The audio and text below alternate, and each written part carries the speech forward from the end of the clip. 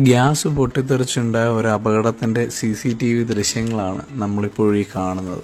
ഗ്യാസിൻ്റെ ട്യൂബ് സ്റ്റൗവിൽ നിന്ന് റിലീസായതിനെ തുടർന്ന് ഗ്യാസ് സ്പ്രെഡായപ്പോൾ ഈ ഗ്യാസ് എടുത്ത് വെളിയിൽ കളയാനാണ് ആദ്യം ആ വീട്ടമ്മ ശ്രമിക്കുന്നത്.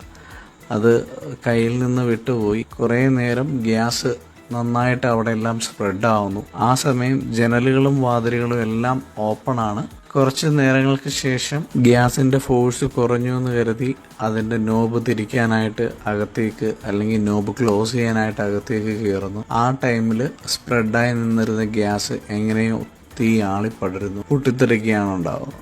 നമ്മുടെ വീടുകളിലും അമ്മമാരും അനുജത്തിമാരും ഒക്കെ കിച്ചണിൽ ഗ്യാസ് യൂസ് ചെയ്യുന്നതാണ്. വളരെ കെയർഫുള്ളായിട്ട് അറ്റ്ലീസ്റ്റ് നമ്മുടെ ജനലുകളും വാതിലുകളും ഓപ്പൺ ആക്കി ഇടുക. ഗ്യാസ് കണക്ട് ചെയ്യുന്ന ടൈമിൽ ഗ്യാസിൻ്റെ ട്യൂബ് രണ്ട് ഭാഗത്തും നല്ല രീതിയിൽ ടൈറ്റ് ആണോ എന്നുള്ളത് ഉറപ്പ് വരുത്തുക.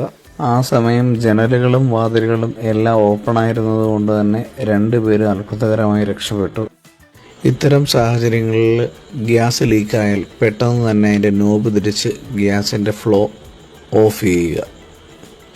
വീഡിയോ ഇഷ്ടമായാൽ ഫോളോ ചെയ്യുക. Thank you.